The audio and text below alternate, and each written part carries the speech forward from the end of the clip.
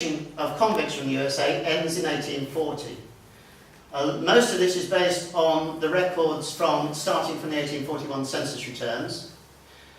There was a run of poor summers in Great Britain, and that leads to crop failures in the 1840s and the repeal of the Corn Laws, which I mentioned earlier.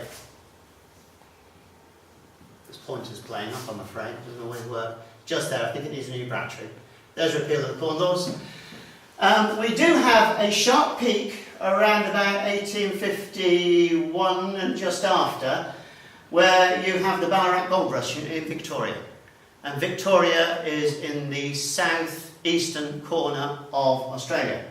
And so if you look at the scale on the side, look, that's 50 that's going there in 1 year. So the scale is much greater than the North American movement. We've got movement, I think, here. The agricultural workers' strike seems to be a correlation there. We've got Australian severe droughts inhibits farming. And we've got the Kalgoorlie Gold Rush in Western Australia here. Remember, what I'm plotting here, though, is where people died. Okay, where they ended up. So it's not the port that they landed in or where they started off, but where they ended up. That seemed to be the best way of actually dealing with this. So, moving on. You can see the numbers here speak for themselves. We've got 50 and 77 down here, Queensland 11, South Australia 8, and just 2 who ended up dying in Western Australia. And our greatest concentration there is in the southeastern corner. Now, I've always been particularly interested in the Williamson family. The Williamson family provides a link back to the Lords of the Manor, which predated the Fremantle family. And I'll just explain that for a minute. First of all, the Williamsons, this is a farmhouse where the Williamsons lived. It's where Penny and Paul Tuck live there today. And this is an old photo, obviously, you can see, fairly quickly. They also owned, on the other side of the barn, you've got a barn, sorry, go back, other side of the barn. Right, there's the barn. Yep. There's a house there, look, can you see that? They also own that. So there's the 2 plots of land that I'm talking about, where the actual 2 houses are, and the farmhouse and the land. In fact, Charlton Close is up here. It's within this land. Charlton Close goes up here, my house is down here. Right. The other thing is that if you've been around the graveyard, you will notice that within the gravestones you keep seeing the name Adams as a middle name. So, for example, this says William Adams Williamson, son of James Adams and Mary Williamson. Right? So we keep getting Adams as a middle name. And that's because there is a link back to the Adams family, who were Lords of the Manor. And basically, their ancestry goes back to Thomas Adams. You've got a memorial in the church there, who was murdered by highwaymen in 1626. And there he is, and there's Elizabeth. And the explanation's there. It's a brass monument within the church. And there's several other monuments, including the last Adams, who is James Adams. Right? And he was desperate to keep his name alive, but he got no heirs. And the nearest relative with the name Adams died in action in India. And so basically, he couldn't have any children, and he needed to, towards the end of his life, he actually lived at Little Horwood Rectory, which is where Horwood House now is, but it's the house that was there before Horwood House.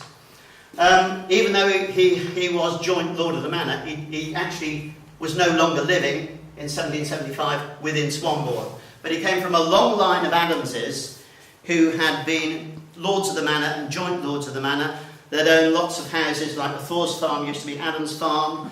They owned the old house, then it used to be called Swanbourne House. They owned the Manor House. There's extensive farmlands over the years. So basically, we can see this link. James Adams, joint Lord of the Manor, dies in 1775 with no children. The last relative with the name Adams died in action in India. James Adams leaves a residue of his estate to the family of his wife Elizabeth Adams, specifically to his wife's niece Elizabeth Williamson and her son James Williamson, her great-nephew. Now, James Williamson marries Elizabeth Stone and they have one child. That one child is James Adams Williamson. Right? Basically, he left a lot of his money, his property, to his wife's nephew, great-nephew, niece and great-nephew.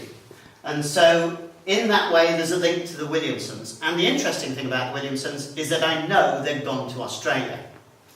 So, I'm just trying to now match him with where we're going to go here. So, James Adams Williamson and his wife Mary live at Charlton Hill Farmhouse. They have 10 children, but only 5 survive. So from that one child with the name Adams, I can see in the 1850 census, we've got here, and I've written it in red so you can read it. Mary Williamson is the widow of James Adams Williamson. So in 1851 he died. Great nephew Elizabeth Adams, wife of James Adams, who was joint lord of the manor at Swanbourne in 1775. Her mother Elizabeth, aged 92, lived in the cottage next door. There's Elizabeth, aged 92, says independent, landed with property. Landed property. Right, that's because she'd inherited from James Adams, who previously had been a lord of the manor and had got no direct descendants. So following on from this, I was aware from the work that I knew about the Williamsons and the work Linda had done about it, that we'd got a branch that had gone to Australia. So I'm just developing a theme here as to following up the Williamsons. Have we got Williamsons going to Australia, and have we got any descendants alive today? So, just looking at this detail here, and this is from one of Linda's pieces of work, the main thing that comes out of this is that we've got several... Pointer's died again. Here we go. We've got Mildred, who was born in 1856 in Victoria. We've got Ellen Rebecca, born in Victoria. These are all born in Victoria, at Ballan and Ballarat, which is where they had the gold rush. And we've got here, on the Yorkshire, which is a boat which went in 1863. We've got a list of these, and they're listed as farmers who went to Australia. But wait a minute, one of those was actually born in Victoria. In fact, what had happened is that they'd gone to Victoria in 1854, stayed there for a while, and then came home for a year and then went back. When they went back, in 1863, I've just highlighted this here. This is what it says here, because you won't read it from there. Robert, age 41, farmer. Sarah Williamson, 36, wife. Sarah A. Williamson, 11. Elizabeth Williamson, 9. Mildred, 6. Ellen, 4. So they were going to Australia.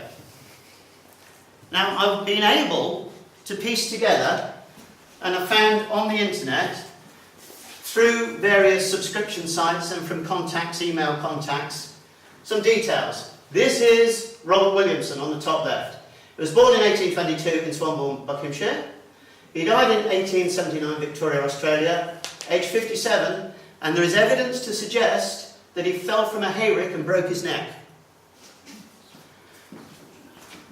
His wife is Sarah White. She was born in Marsh Gibbon Bucks, died in 1894, aged 68, in Ballan, Victoria. Right? Ballan, Victoria is where the goldfields are. Then we've got Sarah A. Williamson, who was born in 1851 in Swanbourne, emigrated to Victoria, Australia in 1854. But then I found there's been a secondary migration to Western Australia in 1895. And she died aged 81 in Western Australia in 1933. Mildred, there's a really good photo of Mildred here. This is quite interesting because Mildred was born in 1856, the first time that they came, and there's evidence to suggest that she was born in a tent at Bet, Victoria. Born in a tent. She died aged 93 in 1945 in Victoria. So we got, clearly from this family,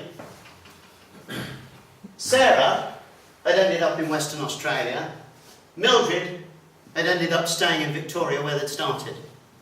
And one sister, another sister, had gone with Sarah, and another sister had stayed with Mildred. Right? And so we've got descendants. It looked as though we've got descendants in both places.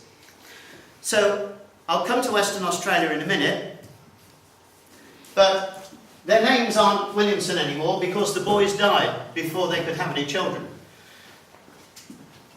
The Williamsons are in the name of Stewart, because Sarah Williamson married a Mr. Stewart, and Mildred, she's now Field rather than Williamson. So we've got the Stewarts in Western Australia and the Fields in Victoria, who would appear to be, there should be descendants there today. Now I checked out what it was like. This thing about Mildred being born in a tent. Because of the gold rush, around the Melbourne area, there was a canvas town. So it would have been like this. As people came in, they were living under canvas. So it could have been that kind of scenario, because this was when they first went there. Remember, they went there for a while, then they came back, and then they went back again. But Bet, which is where another source suggested that Mildred was born, is a freshwater creek, and one source suggests she was born at Bet Creek, which is actually in the goldfield. So it's possible that the first time they went, they could have gone as prospectors, gold prospectors.